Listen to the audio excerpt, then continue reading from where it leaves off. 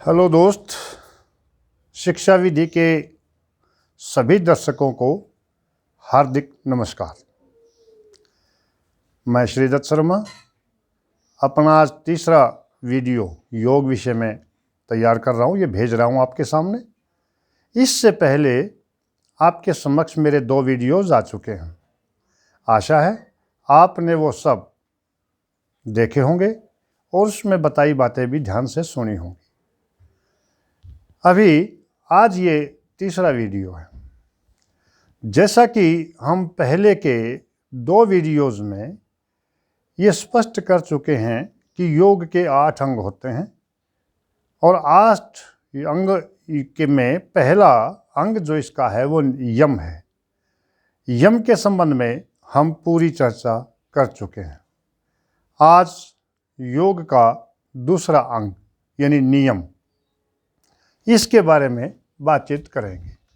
सबसे पहले आप ये समझ लें कि जैसा हमने यम में मन के विषय में बताया है, यम और नियम दोनों ही किसी भी व्यक्ति के मानसिक संतुलन के साथ साथ शारीरिक अनुशासन बनाए रखने का एक ढंग है। इसलिए नियम भी मन की शुद्धि, तन की शुद्धि और उसका अनुशासन, इन तीनों को बनाए रखने में सहायक होते हैं। इसलिए योग में प्रमुखता से एक अंग के रूप में नियम भी शामिल किए गए। यम की भांति नियम में भी 5 बिंदु हैं। अभी हम उन 5 बिंदुओं पे क्रमवार चर्चा करेंगे। तो यम का हम बात कर चुके, अब हम नियम पे हैं। तो नियम का जो पहला बिंदु है वो है शौच। शौच का शाब्दिक अर्थ क्या है? देखा जाए तो हिंदी में मल त्याग करने को हम शौच कहते हैं। शरीर का मल त्याग हुए बिना जिस तरह शरीर सुस्त रहता है, कष्ट महसूस करता है, परेशानियां महसूस होती हैं, उसी प्रकार जब किसी भी व्यक्ति के मन में मैलापन होता है तो वह मानसिक रूप से परेशान हो जाता है, मानसिक रूप से सुस्त हो जाएगा। इसलिए योग में मन का मैल साफ भी करने पर जोर दिया जाता है और इस शरीर के साथ साथ मल का त्याग करने से, मन के मैल का त्याग करने को ही इसमें शौच कहा जाता है। आप दूसरे शब्दों में ये समझें कि भोजन करना शरीर की अनिवार्यता है, उसी प्रकार मन में विचारों का उठना भी अनिवार्यता है। मन कभी भी शांत इतना नहीं हो सकता कि उसमें कोई विचार उठे ही ना, परंतु जब वो विचार जितने मैले होते हैं, गंदे होते हैं, उनमें से उस गंदगी को धोना आवश्यक होता है। उन विचारों का शुद्धिकरण ही यहाँ पर योग में शौच नाम से शामिल किया गया है। तो इस बात पे विशेष ध्यान दें कि आपके विचार जैसे भी हों, जैसा कि यम में आपको बताया जा चुका है, शरीर वैसे ही क्रियाएं करेगा। तो निश्चित ही यदि मन में अच्छे विचार ना हो, विचारों में गंदापन हो, तो वो क्रियाएं कभी अच्छी नहीं हो सकती। इसीलिए आप शरीर को शुद्ध रखने के साथ साथ मन को भी शुद्ध करने का प्रयास करते रहें और विचारों में जो गंदगी आती है उसको दूर करने का प्रयास करते रहें। ये योग में नियम का पहला बिंदु है शौच, और इसी को हम शौच भी कहते हैं। दूसरा जो नियम है वो है संतोष। संतोष मतलब ये होता है कि संतुष्टि एक तरह की, कि आप, जैसा कि यम में भी बताया जा चुका है, कि आप जो भी कुछ अपने शरीर से मेहनत करके, जो मर्यादित तरीके से कार्य करके आप जो धन अर्जन करते हैं, उसी में आपको संतुष्ट रहना चाहिए। आप जितना अपने आप को व्यग्रता में ले आएंगे धन कमाने के लिए, और धन की आपके अंदर धन पाने की ही उत्कट लालसा बनी रहेगी, तो निश्चित ही आपको ये मानसिक रूप से बेचैन करके रखेगी। इसलिए आप हमेशा ये मानिए, जैसे मैं एक उदाहरण के तौर पे समझाना चाहता हूँ जिसको लेके चला गया, ये भाग्यवाद की बात नहीं है बल्कि समझने की बात है, इसको समझिए। आप एक मटका लें, उस मटके को आप तालाब में भरें, झील में भरें या समुद्र में डुबो दें। उस मटके में जितना पानी आना है वो केवल उतना ही ले सकता है, उससे ज़्यादा पानी उसके ऊपर से बाहर निकल जाएगा। वही चीज़ आप महसूस करें हर विषय में। जितना आपकी क्षमता है उसके अनुरूप ही आप ज्ञान पा सकते हो, उसके अनुरूप ही आप धन भी पा सकते हो। तो इसलिए संतुष्टि सबसे बड़ी चीज़ होती है। अगर आपके मन में संतुष्टि नहीं है तो जिस तरह से मटके को समुद्र में डुबोने के बाद भी आप बाहर निकाल लें फिर भी सोचें कम पानी आया, वही हाल अधिक धन के लालसा रखने वाले का होता है कि उसको कहीं पर भी रख दें, कहीं पर भी बैठा दें, कितना भी सुख शांति से उसका जीवन चल रहा हो, लेकिन वो धन की लालसा उसको चैन से कभी जीने नहीं देती।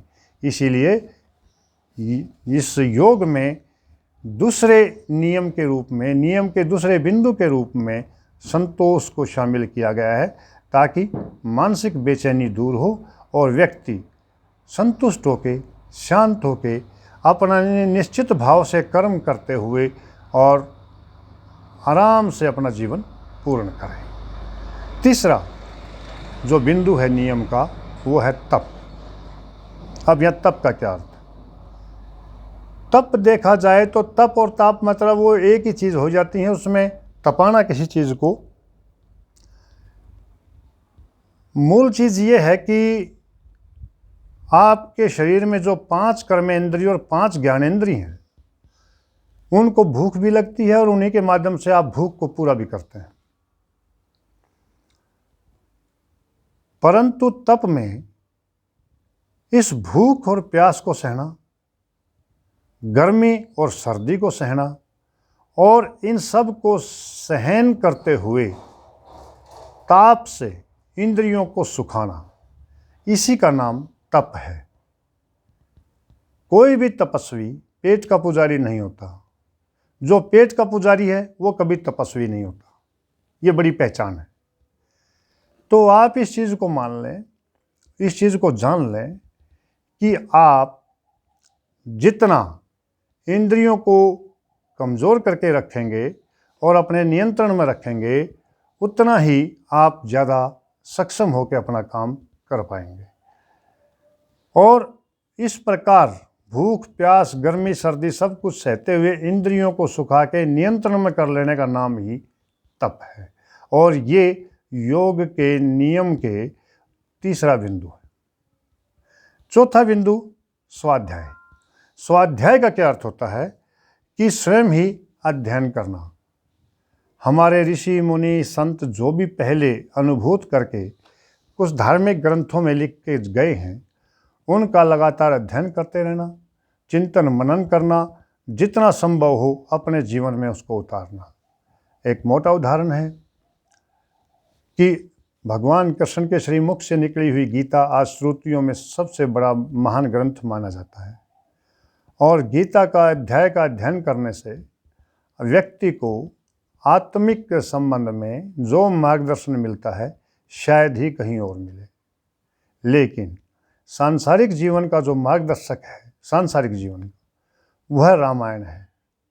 रामायण के संबंध में मैं आपको जैसे बताऊं कि भाई जब राम को राज मिलना था ठीक उसी दिन उसको वनवास हो गया। इसका अर्थ क्या हुआ? यदि राम उस दिन त्याग न करके सिर्फ राज के लिए हट कर बैठता तो शायद राम का रामत्व कभी दुनिया के सामने नहीं आता। परंतु उस कर्मयोगी ने, उस त्यागी महापुरुष ने उस अवस्था में भी त्याग करना श्रेयस्कर समझा, परिवार की मर्यादाओं का पालन करना ही उचित समझा और वो सब कुछ त्याग करके जंगल में भी चला गया। और जंगल में जो कुछ उसके साथ घटित हुआ सब रामायण में वर्णित है। परंतु उन घटनाओं का, उन चुनौतियों का उन्होंने दृढ़तापूर्वक सामना किया और उन चुनौतियों से निपटने के कारण और सभी संकटों पे पार पाने के कारण ही राम आज जन जन के पूजनीय हुए। यदि वो शुरू के दिन ही इस त्याग को स्वीकार ना करता तो निश्चित ही राम का रामत्व इस रूप में दुनिया के सामने ना आता। और ये हमारे आज के लिए प्रेरणा के स्रोत हैं। इसको आप यूँ समझें कि यदि आप इस प्रकार के चरित्र पढ़ते हैं तो आपकी भावना भी उसी अनुरूप दृढ़ होती जाएगी और आप अपने परिवार में, समाज में बहुत ज़्यादा लोभी होके, बहुत ज़्यादा स्वार्थी होके सिर्फ अपने लिए नहीं सोचेंगे, ये भी मानेंगे त्याग करना भी एक श्रेष्ठ काम है और त्याग करना ही चाहिए। तो इस प्रकार जब आप स्वाध्याय करें, अपने सभी ग्रंथों का जो अलग अलग विषयों पे लिखे पड़े हैं उनका अध्ययन करें, तो उनसे भी आपको बहुत अच्छी सुंदर प्रेरणा मिलेगी और ये प्रेरणा आपके जीवन का स्तर ऊंचा उठाने में, आपके विचारों को सुधारने में, आपकी मानसिक शुद्धि में, आपके शारीरिक अनुशासन में सब जगह सहायक होगी। और इस प्रकार के ग्रंथों का स्वयं अध्ययन करना, उन पे मनन करना, ये स्वाध्याय कहलाता है और योग के नियम का यह चौथा बिंदु है। पांचवा और अंतिम, ईश्वर प्रणिधान, यानी ईश्वर की अधीनता को स्वीकार करना। ये मानना कि हम जो जीव हैं वो ईश्वर का ही एक अंश है और जो भी कुछ ये सृष्टि की रचना है, जो भी कुछ हम दृश्य अदृश्य हमारे सामने संसार है, वो सब की एक रचनाकार है। उस रचनाकार को कोई भी नाम दें, उस परम सत्ता को कोई भी आप नाम दें, इससे कोई फर्क नहीं आता, क्योंकि चीज़ वही है। किसी के नाम बदलने से, नाम रखने से कोई फर्क नहीं आएगा, वो जो है वो रहेगा ही रहेगा। इसलिए हमें ये अवश्य मानना पड़ेगा कि उस विराट सत्ता के अंश हैं और उस विराट सत्ता से कोई भी चीज़ बाहर नहीं है, उसके ऊपर भी नहीं हो सकती, उसके बराबर भी नहीं हो सकती, बल्कि जीव उस विराट सत्ता का एक अंश और उसका एक अधीन जीव है।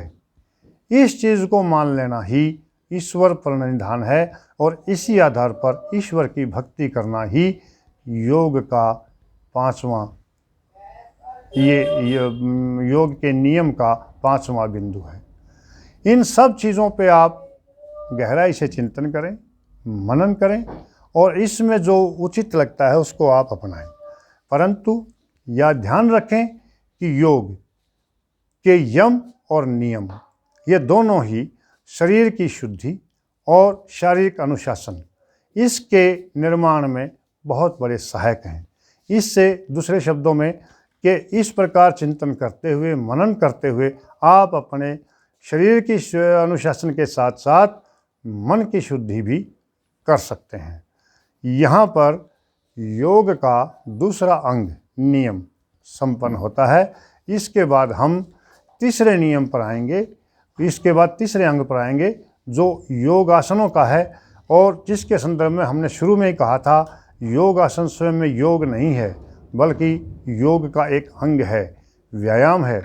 और इन व्यायामों के संदर्भ में मैं अगले वीडियो में बहुत विस्तार से इस पर चर्चा करूंगा। शायद वो वीडियो कुछ लंबा हो जाए, परंतु आप सबसे अनुरोध है आप उस वीडियो को अवश्य देखें और जो कुछ बातें उसमें प्रकाश डाली जाएं उनको आप ज़रूर गौर करें, महसूस करें।